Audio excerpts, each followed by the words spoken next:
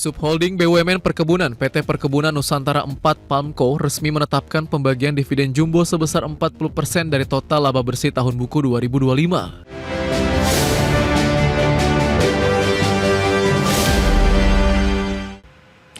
Pemirsa, terima kasih Anda masih bersama kami. Subholding BUMN Perkebunan PT Perkebunan Nusantara Palmco resmi menetapkan pembagian dividen jumbo sebesar 40% dari total laba bersih tahun buku 2025. Alokasi dividen senilai 2,83 triliun rupiah berhasil direalisasikan berkat lonjakan laba bersih perseroan yang meroket 93 atau 90,3% menjadi 7,08 triliun rupiah.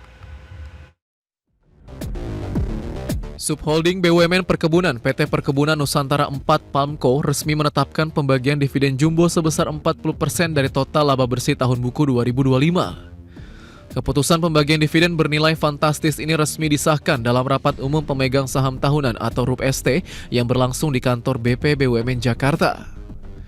Direktur Utama PT PN 4 Palmco Jatmiko Kasantosa mengungkapkan bahwa alokasi dividen ini menjadi bentuk kontribusi nyata perusahaan kepada kas negara. Total dividen tahun buku 2025 ini mencatatkan pertumbuhan signifikan sebesar 88,7% jika dibandingkan dengan setoran tahun sebelumnya. Lonjakan tebal pada laba bersih perseroan ditopang kuat oleh perbaikan menyeluruh pada indikator keuangan serta efisiensi operasional di sepanjang tahun lalu. Perusahaan mencatatkan pertumbuhan pendapatan sebelum bunga pajak, depresiasi, dan amortisasi atau EBITDA sebesar 46% menjadi 13,27 triliun rupiah. Selain itu, performa positif ini juga didorong oleh peningkatan volume penjualan CPO sebesar 7,7% hingga mencapai 2,74 juta ton. Jatmiko menjelaskan bahwa kenaikan laba bersih tidak semata-mata didorong oleh harga jual rata-rata CPO yang naik 10,4% di pasar internasional. Manajemen saat ini tengah fokus melakukan evaluasi mendalam pada aspek operasional lapangan serta penguatan manajemen risiko secara terukur. Langkah mitigasi risiko tersebut diambil guna memenuhi arahan pemegang saham demi mengejar target pertumbuhan bisnis yang jauh lebih tinggi dan optimal di masa depan. Berbagai sumber IDX Channel. Pemirsa, PT Pertamina Geothermal Energy Tbk atau PGEO memulai pengeboran sumur eksplorasi pertama untuk proyek PLTP Lumut Balai Unit 3 sebagai bagian dari strategi meningkatkan kapasitas pembangkit energi bersih nasional. Langkah ini menegaskan komitmen perseroan dalam mempercepat ekspansi panas bumi sekaligus mendukung ketahanan energi dan transisi menuju ekonomi rendah karbon.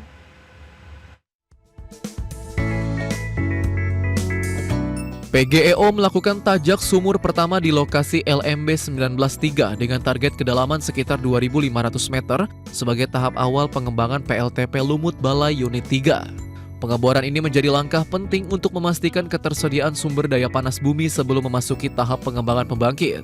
Proyek tersebut ditargetkan menambah pasokan listrik bersih bagi sistem kelistrikan nasional. Perseroan menjalankan seluruh proses sesuai standar HSSE yang ketat.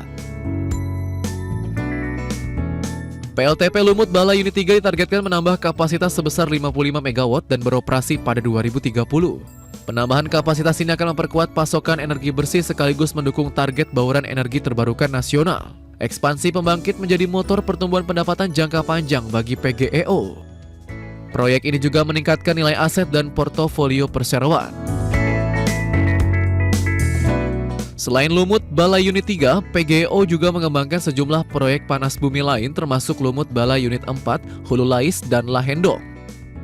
Beragam proyek tersebut menjadi bagian dari roadmap perseroan untuk meningkatkan kapasitas panas bumi hingga 3 gigawatt.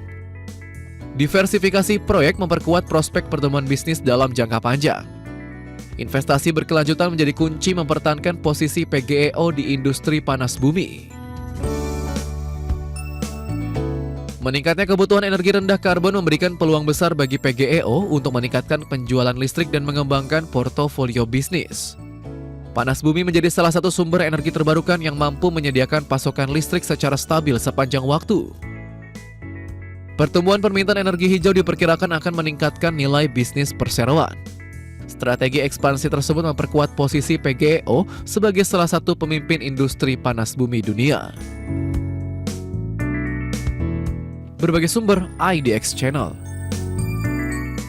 Pemirsa, PT Niramas Utama Tbk atau Jelly menargetkan pertumbuhan pendapatan sekitar 26% pada 2026 setelah mengantongi dana segar dari penawaran umum perdana saham atau IPO.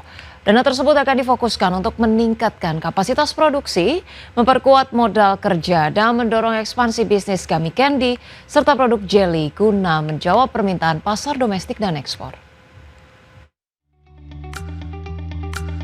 Sebagian besar dana IPO akan dialokasikan untuk meningkatkan kapasitas produksi melalui anak usaha serta mendukung ekspansi lini Gummy Candy dan produk Jelly. Penambahan kapasitas tersebut diharapkan memenuhi permintaan yang terus meningkat dari pasar domestik maupun ekspor. Langkah ini menjadi fondasi bagi pertumbuhan bisnis perseroan pasca melantai di bursa. Ekspansi produksi juga memperkuat posisi Jelly di industri makanan olahan. Perseroan juga mengalokasikan dana untuk pembelian mesin baru, peningkatan fasilitas gudang, dan efisiensi logistik agar proses produksi menjadi lebih optimal.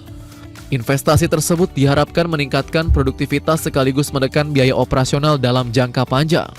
Modernisasi fasilitas menjadi langkah penting untuk menjaga daya saing perseroan.